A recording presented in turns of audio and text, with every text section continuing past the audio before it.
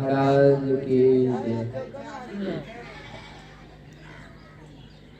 बंदो गुरु पद कंज, कृपा सिंधु नर रूप हरे, महामोहतम पुंज, जासो वचन रवि कर निकर, महामोहतम पुंज, जासु वचन रवि कर निकर। कण कण में सर्वत्र विराजमान परम आराध्य सद्गुरु महाराज के युगल पाद पद्मों में कोटि कोटि शरण नमन। व्यक्त रूप में मन पर मंचासीन पूज्यपाद बाबा के पावन श्री चरणों में दंडवत प्रणाम। सत्संग में आए हुए सत्संग स्नेही बंधुओं, माताओं एवं धर्मशिला भक्तिमती बहनों, आप सबों को भी प्रणाम। थोड़ा पाछे साइड में बहुत ज्यादा हल्ला हो रहा है। पाछे के आदमी को बोल दीजिए जब तक प्रवचन होता है तब तक शांति बनाए रखेगा।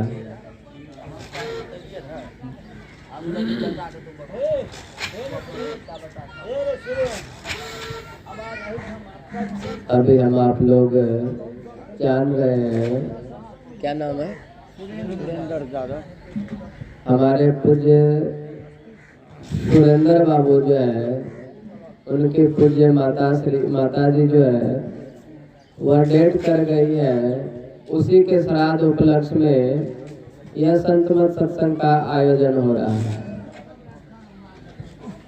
हम लोग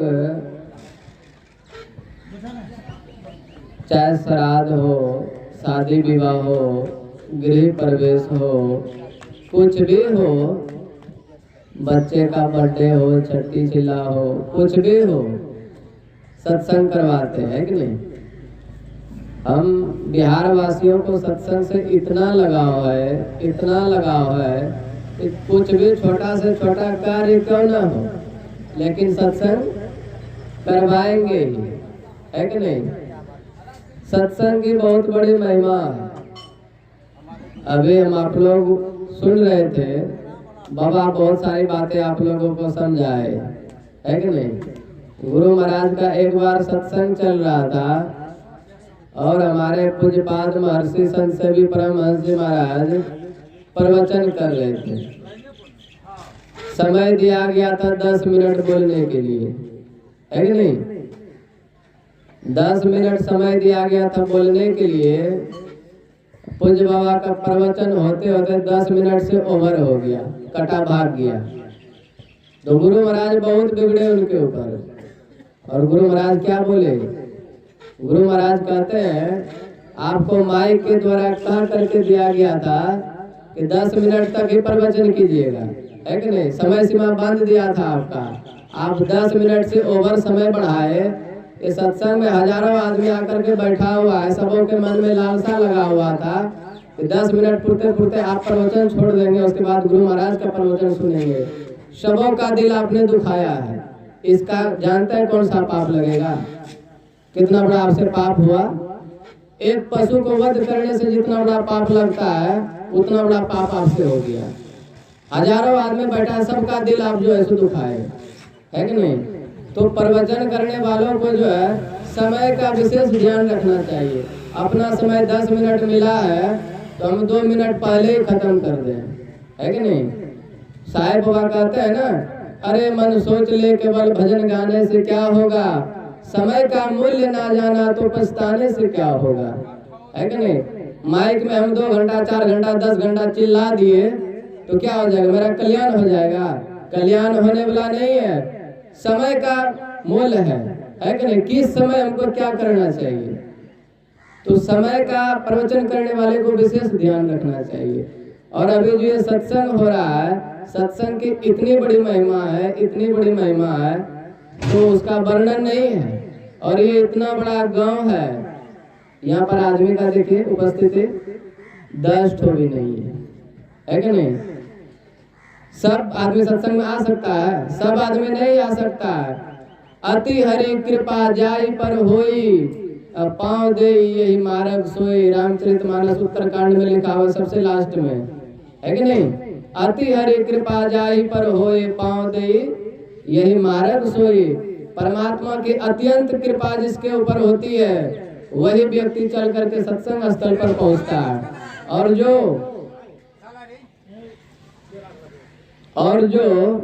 सत्संग में नहीं आता, अपने घरों में बैठा हुआ रहता है, जानते हैं उसका जब मृत्यु होता है, उसे अगला जब शरीर मिलता है और किस योनि में जाता है? वह अगला योनि में वृक्ष बनता है। वो एक ही जगह बैठा ही रहता है। वृक्ष को कभी चलते हुए देखे? वह कभी चल नहीं सकता है। वैसे व्यक्ति का जब शरीर छूटता है, वैसे व्यक्ति का जन्म वृक्ष में होता है। तो सत्संग जहाँ कहीं हो, पता चल जाए कि फलना जगह सत्संग हो रहा है, तो जाकर के सत्संग सुनना चाहिए। नहीं तो वैसे शरीर में आप चल जाएंगे तो एक वृक्ष का देखिए कितना लंबा आयु होता है, 200, 300, 400 वर्ष तक रहता है, फिर भी जल्दी नहीं मरता। इतने दिनों तक आप कष्ट भोगते रहेंगे। तो मैं विषय से निर्विषय की ओर नहीं जाना चाहूँगा। जो वक्ता होता है उसे विषय पर ही करना चाहिए। 2 मिनट, 4 मिनट, 10 मिनट जो भी हो। अभी हम श्री रामचरितमानस पाठ सार सटीक प्रथम सोपान बाल कांड से पाठ श्रवण किए। पाठ जो हुआ वो 3 विषय पर पाठ हुआ है। पहले तो हुआ सुनने का विषय, आप सत्संग को सुनेंगे तो इससे क्या लाभ होगा। दूसरा क्या हुआ? सत्संग की महिमा, है कि नहीं? और तीसरा क्या हुआ? तीसरा ये हुआ संत महापुरुषों का जो है सो उपकार। संत महापुरुष जो है सो कैसे होते हैं, है कि नहीं? तो 3 विषय पर पाठ हुआ है। कहने सुनने की बात बहुत है, थोड़ी सी हम भी सेवा कर लेते हैं। एक बार नारद जी गए भगवान विष्णु के पास।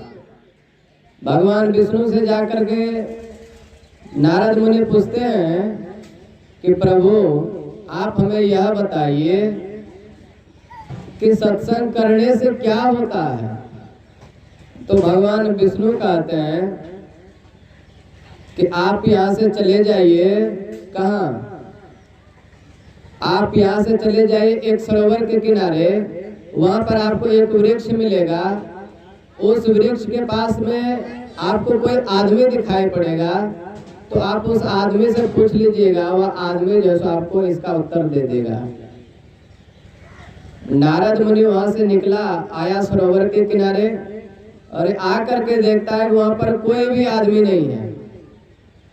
जब कोई आदमी नहीं दिखाई दिया नारद मुनि को, तो एक कीड़ा दिखाई दिया। वह कीड़ा जो है नीचे से ऊपर की ओर चढ़ रहा था पेड़ पर। तो नारद मुनि सोचने लगा कोई आदमी तो नहीं है, इस कीड़े को ही मैं पूछ लेता हूँ कि सत्संग की महिमा क्या है। नारद मुनि पूछता है कीड़ा से कि आप हमें यह बताइए कि सत्संग की क्या महिमा है। जैसे नारद मुनि इतना बोले, वह कीड़ा जो है वहीं पर मर गया। सत्संग शब्द सुनते ही उसका राम नाम सत्य हो गया। अब नारद मुनि पुनः गए भगवान विष्णु के पास और जाकर के कहता है प्रभु वहां पर जाने के बाद हमें कोई आदमी तो दिखाई नहीं पड़ा, एक कीड़ा दिखाई पड़ा। मैंने कीड़े से पूछा कि सत्संग की क्या महिमा है, तो वह कीड़ा का शरीर छूट गया। तब भगवान विष्णु कहते हैं आप पुनः उसी स्थान पर जाइए और उस वृक्ष के ऊपर में देखिएगा एक हंस बैठा हुआ होगा। उस हंस से आप पूछिएगा, वह हंस आपका उत्तर दे देगा। अब नारद मुनि पुनः वहां से आए पृथ्वी लोग और उसी वृक्ष के पास गए और जाकर के देखता है तो वहां पर एक हंस बैठा हुआ था। और हंस से पूछता है नारद मुनि आप हमें यह बताइए कि सत्संग की क्या महिमा है। जैसे नारद मुनि इतना बोले, वो हंस जो था उसका भी राम नाम सत्य हो गया। अब नारद मुनि पुनः भगवान विष्णु के पास गए। भगवान विष्णु से जाकर के कहते हैं प्रभु वह हंस का भी राम नाम सत्य हो गया। तब भगवान विष्णु कहते हैं कि वहीं से थोड़े दूर में एक गांव है, अभी अभी उस गांव में एक गाय जो है सो एक बछड़े को जन्म दी है। आप जाइए उस बछड़े से जाकर के पूछिए, वह बछड़ा आपका जो है सो उत्तर दे देगा। अब नारद मुनि वहां से आए, गए उसी बछड़े के पास और बछड़े से जाकर के पूछते हैं नारद मुनि कि आप हमें यह बताइए कि सत्संग की क्या महिमा है। जैसे इतना नारद मुनि बोले उस बछड़ा का भी वही राम नाम सत्य हो गया। शुक्र की बात ये हुआ वहां पर बछड़ा वाला था नहीं, तो नारद मुनि का वहीं भर क्या होता, बछड़ा के साथ साथ उसका भी राम नाम सत्य हो जाता। बछड़ा वाला छोड़ता उसको नहीं छोड़ता। अब बछड़ा का जैसे शरीर छूटा तो नारद मुनि घबरा गए, भागा वहां से लगा चरपनिया। भगवान विष्णु के पास गए और जा करके कहते हैं प्रभु इस बार तो बाल बाल हम बच गए, कहीं बछड़ा वाला वहां पर होता तो बछड़ा के साथ साथ जो है सो मेरा भी राम नाम सत्य कर देता है। तब भगवान विष्णु कहते हैं अच्छा ठीक है, उसी गांव में एक राजा साहब है, अभी अभी उसके घर में एक बच्चे का जन्म हुआ है, एक राजकुमार का जन्म हुआ है। आप जाइए उस राजकुमार के पास, वह राजकुमार जो है सो आपका उत्तर दे देगा। अब नारद मुनि पुनः वहां से आए, गए राजा साहब के घर पर। राजा साहब ने जैसे देखा कि नारद मुनि आए हैं तो राजा साहब का मन जो है सो खुशी से झूम उठा।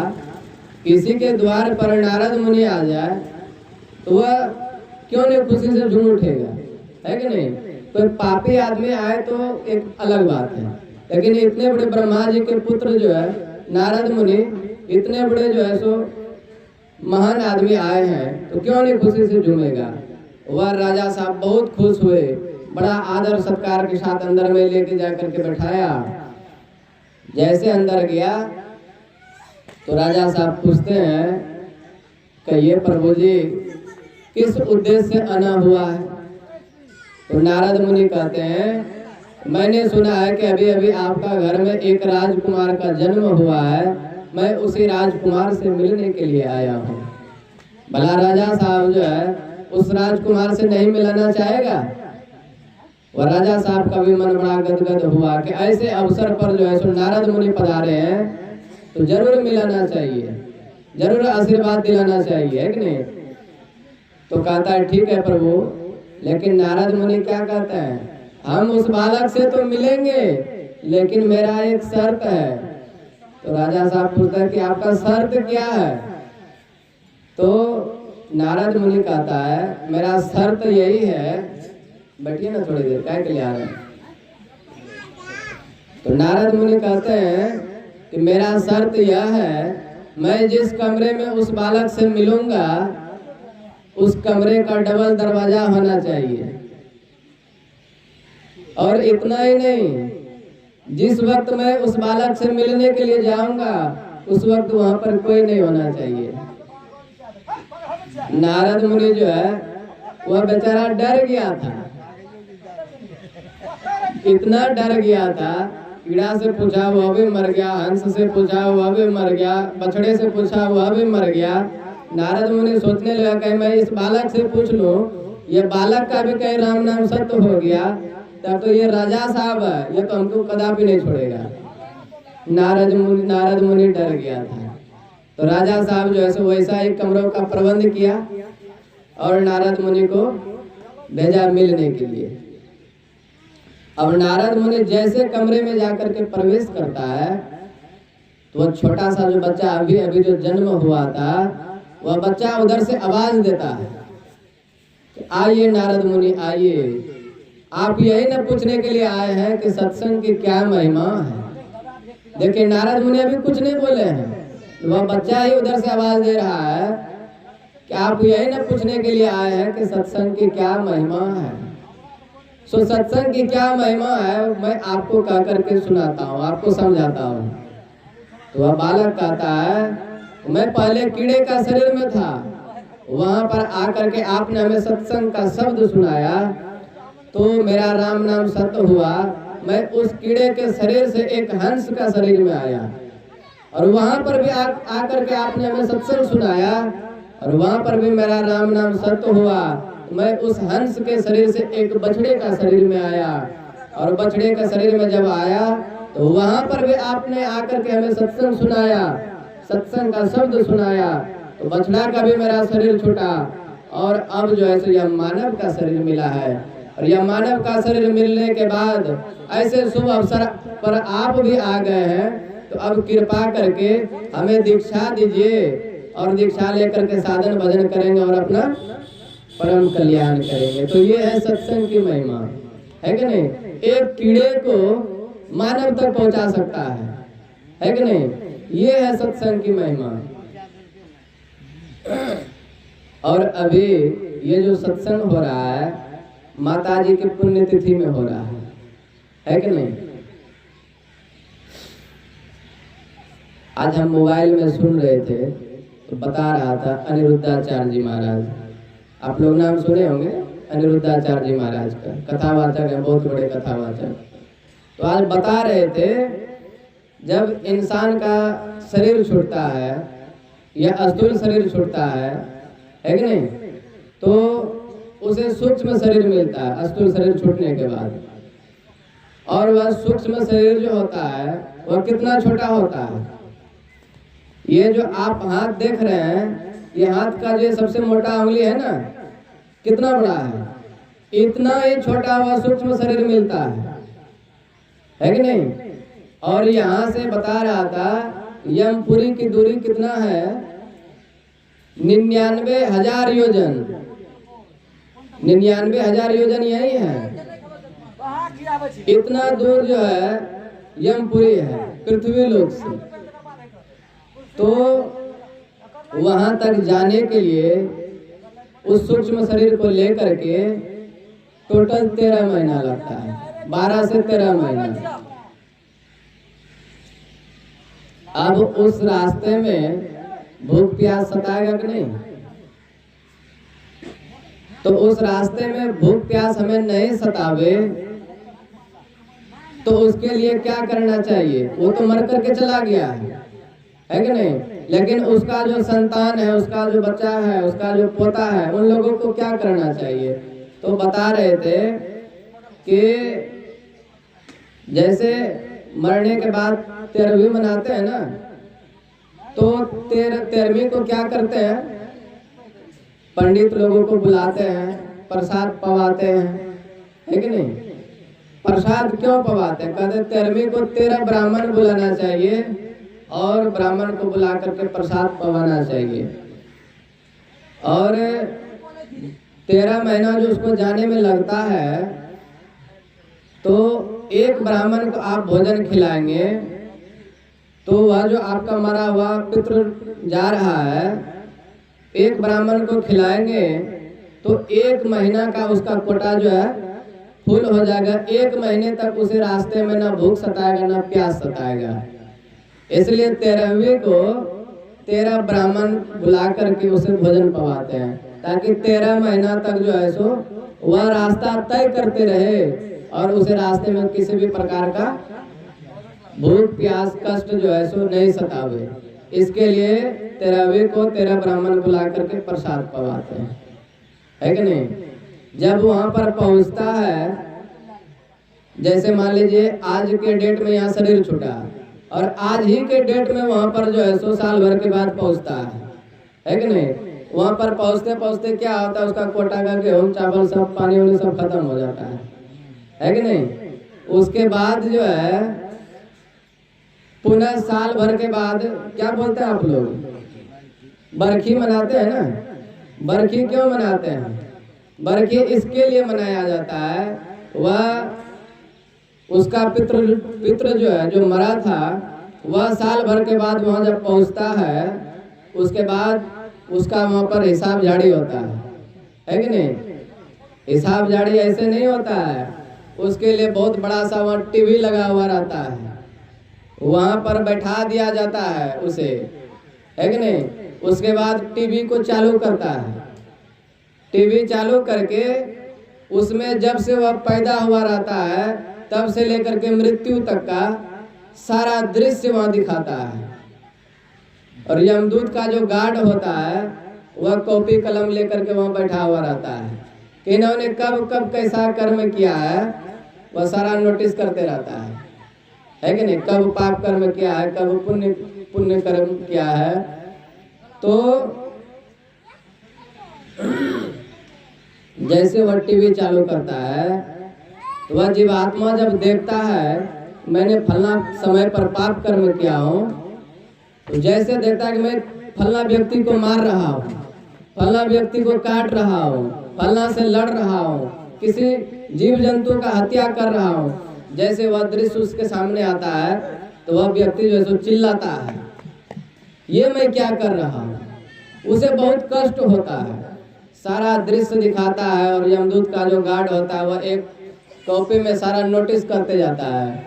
जब पूरा वीडियो खत्म हो जाता है कि नहीं, जब पूरा वीडियो खत्म हो जाता है तब उसका कितना 1 केजी 2 केजी पाप हुआ, 100 ग्राम 200 ग्राम 1 पाव आधा केजी जितना पुण्य हुआ, उसके हिसाब से उसे वैसा सजा दिया जाता है। मान लीजिए आपका पाप कर्म 5 केजी है और पुण्य कर्म 100 केजी है, 100 ग्राम है, तो उसका फल क्या मिलेगा। उसके लिए क्या करता है, आपका ज्यादा पाप कर्म है तो आपको नरक में डाल दिया जाएगा। नरक क्या है, देखिए हम भारत के जो लोग हैं, अभी कितने लोग हैं इस भारत में, 135 करोड़ है कि नहीं। अभी जनगणना होगा तो उसमें बढ़ भी सकता है, लेकिन अभी जो जनगणना हो चुका है उसमें 135 करोड़ है। और जीव जंतु जो है सो कितना होगा इस पृथ्वी पर।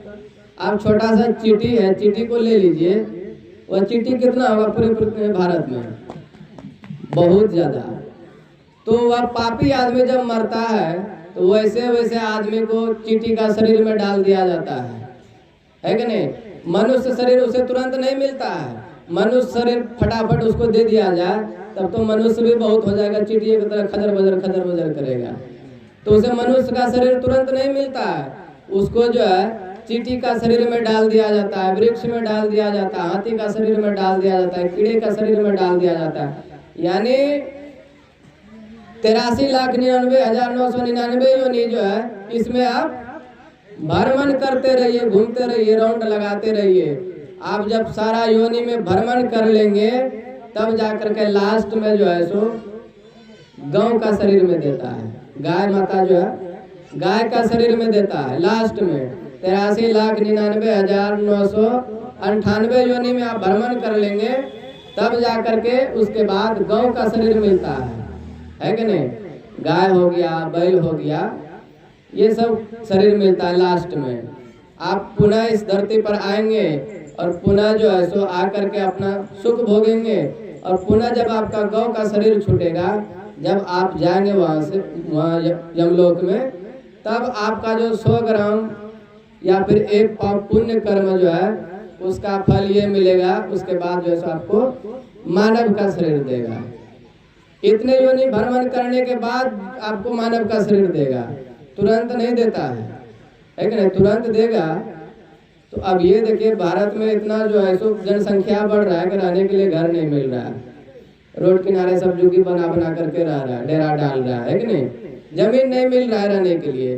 और उतना शरीर अगर जो देते रहेगा उसे रहने के लिए स्थान मिलेगा, यहाँ पर नहीं मिलेगा।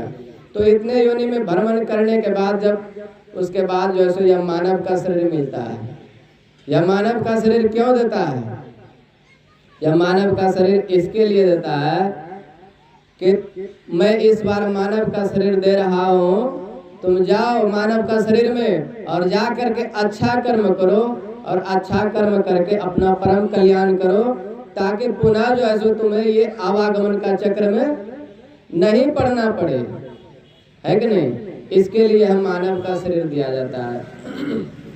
और वह जीवात्मा जो मर करके गया है उसका जो यहाँ पर संतान लोग रहता है, पोता लोग रहता है, बता रहा था कि एक आदमी गया हरिद्वार तीर्थ यात्रा करने के लिए, और हरिद्वार में तीर्थ यात्रा पर जब पहुंचा तो वहां पर सरोवर के किनारे में अपना बैग, सामान वामान, पर्स वगैरह सब चीज रख दिया ऊपर में, और गया उधर डुबकी लगाने के लिए। और इधर से वो चोर आया, उसका सारा सामान पानी में डुबकी मारा, इधर उसका सारा सामान लेकर के गोल हो गया। जैसे सामान लेकर के गोल हुआ तो जो सामान लेकर के गोल हुआ था उसका पूर्वज जो है वहां से स्वर्ग लोक से देख रहा था, अरे ये तो मेरा ही कुल का आदमी है, ये मेरा ही कुल का बच्चा है और ये पृथ्वी लोक में चोरी कर रहा है। ये जब दृश्य देखा देवता लोगों ने तो उसका पूर्वज को क्या किया, लात मार करके स्वर्ग लोक से नरक लोक में धकेल दिया। तुम ऐसे कुल में तुम्हारा जन्म हुआ था, तुम्हारा पूर्वज तुम्हारा कुल का ऐसा पापी आदमी है, दुराचारी आदमी है, तुम स्वर्ग में रहने के लायक नहीं हो, इसलिए तुम जाओ नरक में, है कि नहीं। तो जो मर करके गया है उसका जो संतान है, बेटा है, बेटी है, पोता है, उसको भी चाहिए सत्य कर्म करे, है कि नहीं, पाप कर्म नहीं करे। आप पाप कर्म करेंगे तो क्या होगा, आपका जो पूर्वज है उसे भी अपार कष्ट होगा। जैसे माँ का पेट में बच्चा रहता है तो वह बच्चा भोजन करता है, वह बच्चा भोजन नहीं करता है। भोजन करता है कौन, माँ करती है भोजन, लेकिन उससे क्या होता है, उस बच्चा का भी पेट भर जाता है कि नहीं, वह बच्चा का भी भोजन हो जाता है। उसी प्रकार आपका जो पूर्वज है, आप यहाँ पर पाप कर्म करेंगे, खराब कर्म करेंगे तो इससे आपका पूर्वज जो है वह भी बड़ा दुखी होगा और उसे भी वहां पर शांति से नहीं रहने दिया जाएगा। इसके लिए सदैव चाहिए उसका संतान जो है उसे अच्छा कर्म करना चाहिए, है कि नहीं। तो कहने सुनने की बातें बहुत हैं, है कि नहीं।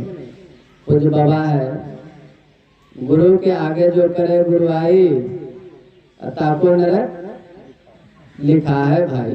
तो पूज्य बाबा के सामने हम क्या है, एक छोटा सा फूल, है कि नहीं, कभी भी टूट सकता है, और वह छोटा सा फूल क्या कर सकता है कि नहीं। जहाँ पर सूर्य का प्रकाश हो वहाँ पर एक दीपक का रोशनी क्या कर सकता है, कुछ नहीं कर सकता है। तो सूर्य के रूप में अभी पूज्य बाबा हमारे मंच पर विराजमान है। तो मैं विशेष समय नहीं लेना चाहता हूँ, कल भी होगा यहाँ पर सत्संग, परसों भी होगा। आप लोग जितना हो सके सत्संग में आइए, और भी बहुत अच्छी अच्छी आप लोगों को बातें सुनाएंगे। तो इतना ही कह करके अपनी वाणी को विराम देता हूँ। बोलिए प्रेम से श्री सद्गुरु